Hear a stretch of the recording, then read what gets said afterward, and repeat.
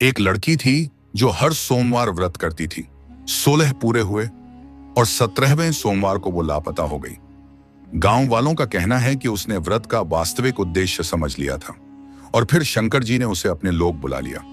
आज उस गांव में कोई 16 सोमवार व्रत के बाद 17वां नहीं करता, क्योंकि कहते हैं अगर तुम तैयार नहीं हुए तो भोलेनाथ तुम्हें अपने पास बुला लेंगे। कहानी है मधु नाम की एक लड़की की, जो शहर की रहने वाली थी, लेकिन उसके मन में एक गहरा खालीपन था, जैसे सब कुछ होकर भी कुछ नहीं था। एक दिन उसे एक बूढ़ी साध्वी मिली मंदिर के बाहर।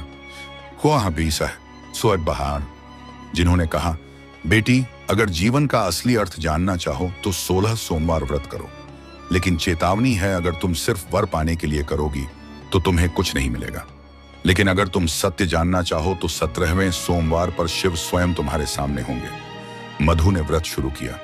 हर सोमवार सूर्योदय से पहले उठती, स्नान करके शिवलिंग पर बेलपत्र चढ़ाती और पूरे दिन निर्जल व्रत रखती।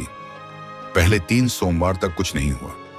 छठे पर सपनों में एक श्वेत वस्त्रधारी पुरुष दिखने लगा, जिसकी आंखें नीले समुद्र जैसी थीं। 10वें सोमवार पर वो सपने में कहता, सत्य के पथ पर बढ़ रही हो, लेकिन क्या तुम सच्चाई सह पाओगी? दूसरा मोड़ 16वां सोमवार। जब 16वां सोमवार आया, मधु ने अपनी पूजा पूरी श्रद्धा से की, लेकिन रात में उसे लगा जैसे कोई उसके कमरे में है। धीरे धीरे हवा भारी होने लगी और उसने सुना, कल तेरा निर्णय है। अगले दिन मंगलवार की सुबह मधु अपने कमरे में नहीं थी। दरवाजा अंदर से बंद था।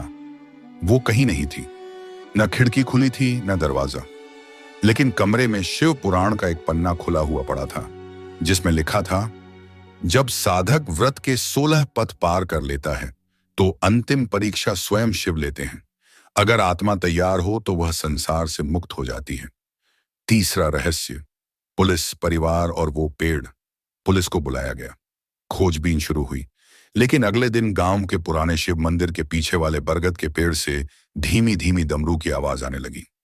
वहां कोई जाता नहीं था, क्योंकि माना जाता था वो पेड़ पुराने संकल्पों का साक्षी है। जब मधु की मां रोती हुई वहां पहुंची, पेड़ की जड़ों में मधु की चूड़ियां और बेलपत्र पड़े थे और मिट्टी में उसका नाम उभरा था। कहानी का अंतिम मोड़, ट्विस्ट एंडिंग। 10 साल बाद उसी गांव में एक और लड़की ने 16 सोमवार के व्रत रखने की बात कही। सबने मना किया, डराया, पर वो नहीं मानी। 16वें सोमवार की रात वही दृश्य दोहराया गया, लेकिन इस बार मंदिर के पुजारी ने देखा उस लड़की के पास एक सफेद वस्त्रधारी कोई पुरुष बैठा था, नीली आंखों वाला, वही जो मधु के सपनों में आता था। जब पुजारी ने पूछा, तुम कौन हो?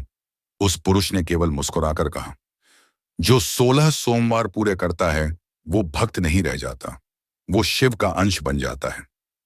तो अगली बार जब कोई आपसे कहे कि 16 सोमवार सिर्फ व्रत है, तो याद रखना, ये सिर्फ पूजा नहीं, ये एक द्वार है।